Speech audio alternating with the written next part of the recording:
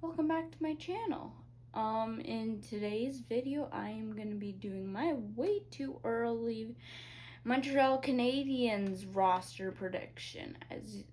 As you may have seen, I did the Vancouver way too early roster prediction, and now I'm going to the Montreal Canadiens because they are my second team. They sometimes take over as my first team depending on how the Canucks are doing. It's kind of a flip-flop in between the two, but anyway, let's get into it. I'm also going to have a few news items at the end of the video, but it's going to be predominantly Montreal Canadiens related, hence the background. So let's get into it. Starting for my forwards, on my top line, on the left wing, I have Juraj Slafkovsky. In the center, I have Nick Suzuki, and on right wing, I have Cole Caulfield. I don't think that there's much of explanation needed here. They have been great. They have been, as I said, great. So I don't think that that's really debated about that being the top line. However, the bottom nine is a little bit more debatable for where players will be and how things will all shake out. That brings me to my second line. On left wing, I have Patrik Laine. In center, I have Kirby Dach. And on right wing, I have Ivan Demidov. I'm assuming everyone is healthy. This is a healthy lineup. And so, yeah. Patrik Laine on that left wing, he is pretty good on that left wing. He's seen as a power play merchant. However, he does have a pretty good shot, and he's still pretty serviceable. And for how bumpy his career has been. Dach as the center, he has been projected as a center basically his whole career. There's been talk about having him on the wing because they don't think he's a strong enough center. However, in the state that the Canadiens are right now and how the league is right now with their lack of second line centers, you kind of have to do with what you have. So that's why I have Dach as center.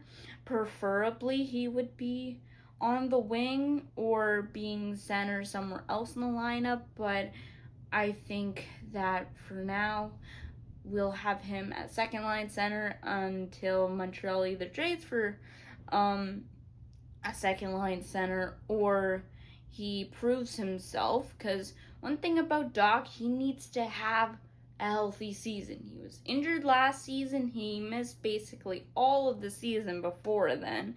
And he's battled through injuries his whole career. So this season is kind of his last season. He kind of had a few mulligans. I mean, when you get a mulligan, that means one. But yeah, if he doesn't prove himself at least in the first month of this season that he's a serviceable guy, he may be seeing himself out of Montreal. That brings me to the left wing that I mentioned, Ivan Demidov. If he's on the third line, I think half of Montreal will riot. He is looking to be a Calder favorite. He was pretty good in the few games that he did get in last season. He is everyone, and especially me, shining star. So having him high up in the lineup and being able to create, Kirby Dach is a little bit more defensive-minded in my opinion. So having him being able to do what he wants, but also having teammates who can back him up, in my opinion, is a good pairing. That brings me to my third line of Zach Bolduc on the left wing, Jake Evans as the center, and then Alex Newhook as the right wing. This line, I think, is pretty solid. Jake Evans has impressed me and the fans of what he's been able to do, especially last season was pretty good for him. And with the acquisition of Zach Bolduc, I don't know much about his game, but he seems pretty good. He's relatively young, I'm pretty sure. And yeah, so I think that this is a solid line. There's not any like crazy offense going on, but they're just a solid line. And Alex Newhook, he could like flip flop in between the third and second line if like we get into a game and things are not happening. Put him on the second line to maybe help spark some things. So yeah, then last on my fourth line, I have Brendan Gallagher as left wing, Joe Veleno as the center, then Josh Anderson as the right wing. I see this line as a line that is going to muck stuff up. They will get into the dirty areas. They will grind people down. Gallagher loves to get into the faces of people. He's like our little rat. Anderson, as a big guy, if we saw anything from the playoffs last year, is that he will even fight people on the benches. So yeah, and then Joe Veleno they just acquired, so I don't think he's as gritty, but having him there he's a big guy, so just having as Steve Dangle would say, a beef line would be good for this Montreal Canadiens team, and if you need a little spark, you throw these guys in. That brings me to the two extras for the forwards. I have Oliver Kapanen and Sammy Blais, who they just picked up. You'll see a theme in this whole thing where Montreal has a lot of young guys in their system.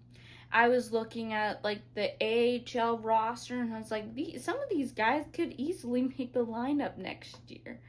But I have like more of a veteran like lineup, but I think that if some of these veterans don't do what they need to do, I see them going down to the AHL and them bringing up a young guy, especially on forwards where you have Owen Beck, Philip Majar, and Luke Tuck, just to name a few young guys. I'm probably missing a few, but those three I think could really make cases in camp and in preseason for why they should be on the opening night roster. So I'm not discrediting them. I think they're going to be amazing players. Also Joshua Watt, I forgot about that. Or him more so. And so, yeah, that is my forward group. And moving on to defense, my top pair, I have Caden Goalie on the left side with Noah Dobson on the right side. I think Goalie is a pretty decent defenseman. I would border on that he's a great defenseman.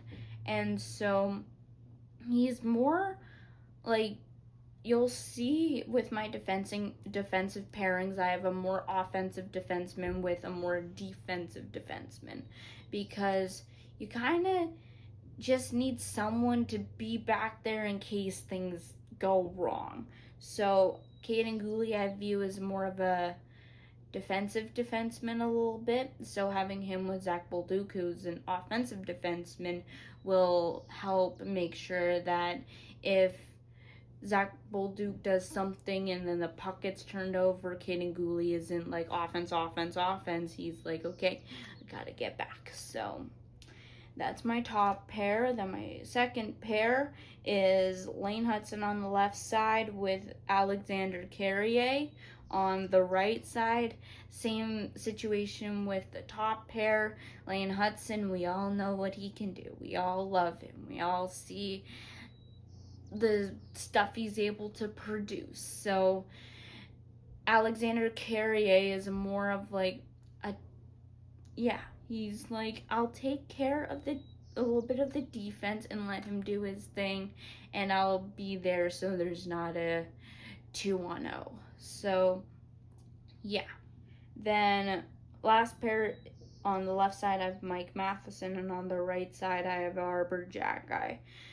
Mike Matheson, I have a love-hate relationship with the dude. I think he's probably an amazing guy off the ice. On the ice, he can sometimes drive me crazy, but yeah, he's a veteran, so that's why I feel like he kind of has to be in the lineup just to help out with the young guys and make sure that they're doing all right. And Arbor Jacki, same reason for the fourth line of the forward group. Sometimes you just need a guy to throw a hit or get into a fight to spark the team. Just sometimes you need that, so I see him being the guy that will do that. So I know Marty St. Louis has a little bit of like his reservations towards him with some of the scratches that happened last year, but at the end of the day, hockey's a physical sport, and sometimes you just need someone to be physical. So that's why I have him in the lineup. Then my extra for defense is Jaden Struble. He's a pretty good defenseman, but he could easily swap out for Arbor Jacki if he's getting into a lot of penalty trouble. Then get him out of the lineup, get him to calm down, and then put him back in, and Struble will take that place in the meantime. So that brings me to my last position, which is goalies. I have my starter being Samuel Montembeault. I don't think that that's much of a discussion. He's been a pretty good goalie. He was pretty good in the playoffs until he was unfortunately injured, and he's just been solid. He gained the starter role last year, and yeah, so I think that he's just gonna keep on chipping away at that. Then for the backup, this is where it kind of gets a little bit interesting, because Montreal did sign a goalie in Kaapo Kähkönen, and he's a little bit more on the older side. I mean, he's 28, so not really that old for a goalie, but he's definitely more of a veteran goalie. But I see the stuff that Jakub Dobeš did last year and how he was able to get into the playoffs and had pretty alright numbers for the 3 games that he did play. So I have Jakub Dobeš earning that backup role, and the duo in Laval being Jacob Fowler and Kaapo Kähkönen. And so, yeah. And also, Kaapo Kähkönen's has been in the AHL quite a bit over the last 2 years. So, yeah. Unfortunately, I think that he's just going to be in the AHL. So, yeah, that's my roster. And let me know if you think it's good, if you think it's bad. Did I make some boneheaded decisions? Let me know down in the comments.